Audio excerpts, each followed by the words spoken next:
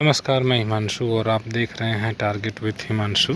परिषदीय शिक्षकों को मिलने वाले अवकाश की चर्चा इस वीडियो में हम करेंगे। हाल ही में 69,000 पदों के सापेक्ष कई अध्यापकों की नियुक्ति हुई है, तो अवकाश के संबंध में कई लोगों को जानकारी नहीं है। कुछ लोगों ने जानकारी देने के लिए कहा था, तो इस वीडियो में हम इसी विषय पर चर्चा करने वाले हैं। एक सरकारी कर्मचारी के रूप में सरकार के द्वारा सभी कर्मचारियों को विभिन्न प्रकार से अवकाश दिए जाते हैं। इसमें अलग अलग विभाग में कुछ ऐसे अवकाश होते हैं जो कुछ अलग अलग विभाग के हिसाब से होते हैं, तो अध्यापकों को ध्यान में रखकर यहाँ हम चर्चा कर रहे हैं। मेडिकल लीव आपका पहला है, मैं कुछ की बात कर दे रहा हूँ। जैसे मेडिकल लीव है, जिसको चिकित्सकीय अवकाश कहा जाता है। चाइल्ड केयर लीव है, ये महिलाओं को मिलने वाला है बाल्यकाल देखभाल के लिए। मिसकैरेज लीव है, ये भी महिलाओं को मिलने वाला है। कुछ ऐसे अवकाश हैं जो मात्र महिलाओं को ही मिल सकते हैं। प्रेगनेंसी लीव है, जिसको प्रसूतिकालीन अवकाश हिंदी में कहते हैं। मैटरनिटी लीव भी आप उसको कह सकते हैं, ये भी महिलाओं को मिलता है।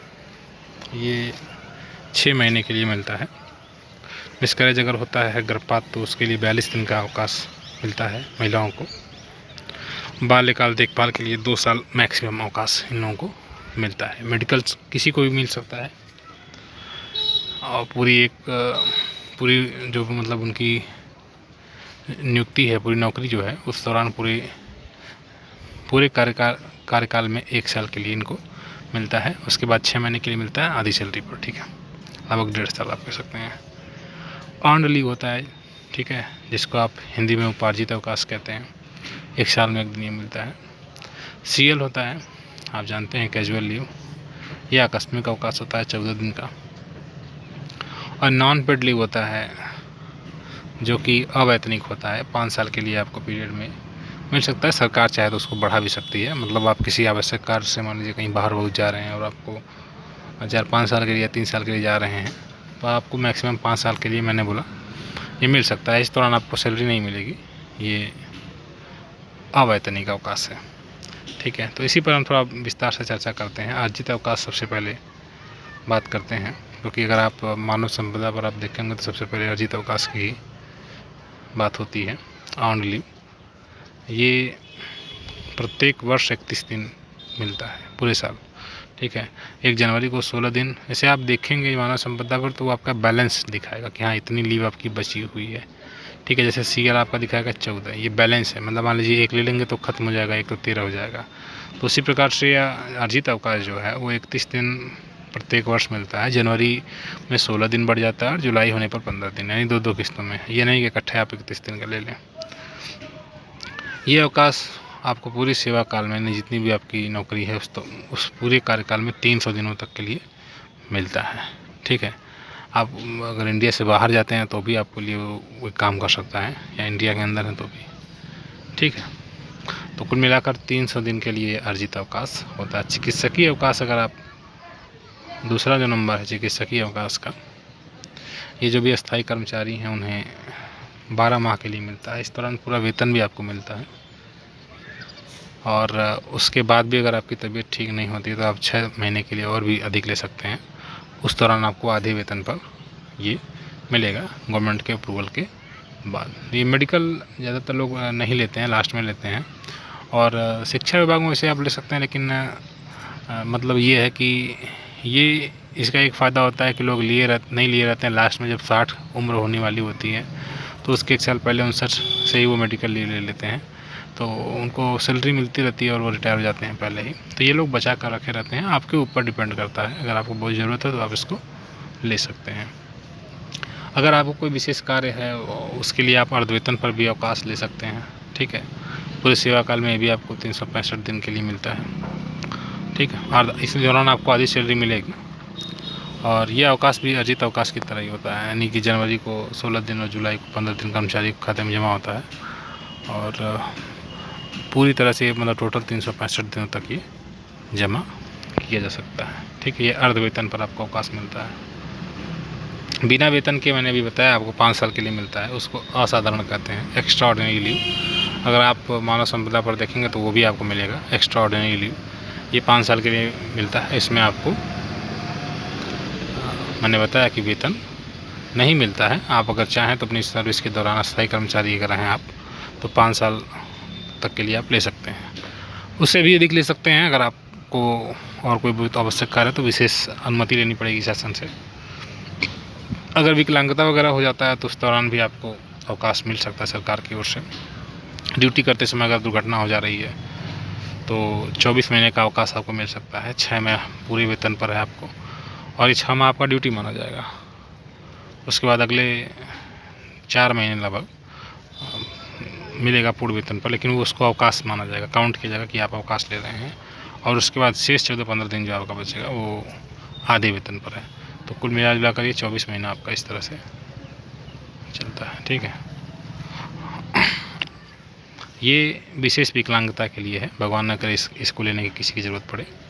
ठीक है, इसके अलावा महिलाओं के लिए जो अवकाश की बात की जाए, प्रसूति अवकाश जिसको कहा जाता है, ये सिर्फ महिलाओं के लिए है। 180 दिन का है। 6 माह तक आपको, यानी कि 2 बच्चों तक थे। अगर 2 से अधिक बच्चे होते हैं तो फिर ये आपको नहीं मिलेगा। पहला चाइल्ड है, दूसरा चाइल्ड है तो आपको ये मिल जाएगा। ठीक, और पालन पोषण हेतु 730 दिन तक पूरे वेतन पर ये मिलता है इनको। 2 बच्चों तक अलग से दे। 730 दिन का जो अवकाश है बच्चों का 18 वर्ष की उम्र होने तक ड्यू रहेगी। मतलब आप जब चाहें उसको ले सकती हैं। एक कैलेंडर वर्ष में आप 3 बार ले सकती हैं। ठीक है, और कम से कम 15 दिन का आपको छुट्टी लेना पड़ेगा। इसके अलावा अगर मान लीजिए गर्भपात हो जाता है या चिकित्सकीय प्रमाण पत्र के आधार पर अगर कुछ और समस्या हो जाती है तो उस दौरान भी आपको 6 सप्ताह का पूरा वेतन आपको मिलेगा डॉक्टर के लिख के देने के बाद। ठीक है, ये जब चाहेंगे, मतलब ये असीमित है पूरे सेवा काल में। ठीक, अब यहाँ गर्भ समापन मतलब बच्चा अगर ख़राब हो जाता है, कोई समस्या हो जाती है तो इस दौरान आपको डॉक्टर की रिपोर्ट के बाद ये अवकाश महिलाओं को मिलता है।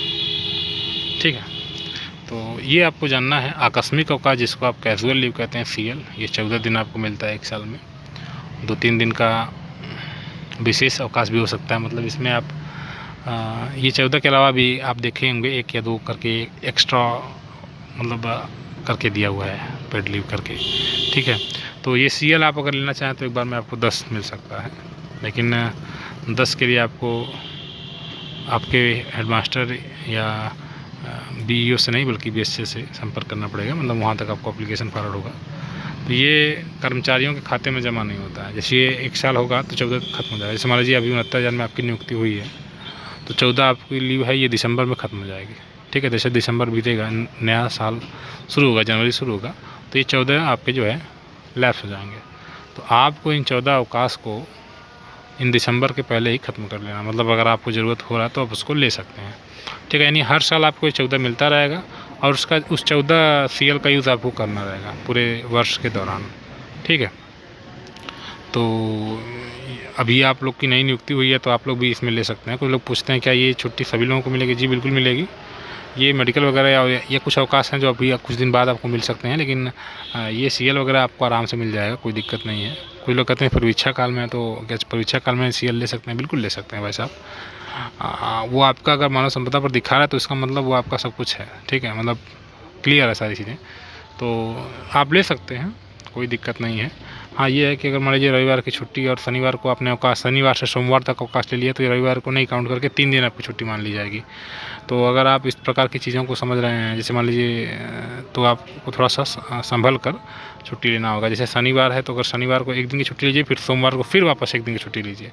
ऐसा नहीं कि शनिवार से सोमवार की छुट्टी ले लीजिए, तो आपका रविवार भी उसी छुट्टी में काउंट कर लिया जाएगा, 3 दिन हो जाएगा। ठीक है, तो ये चीज़ें आपको समझने की ज़रूरत है।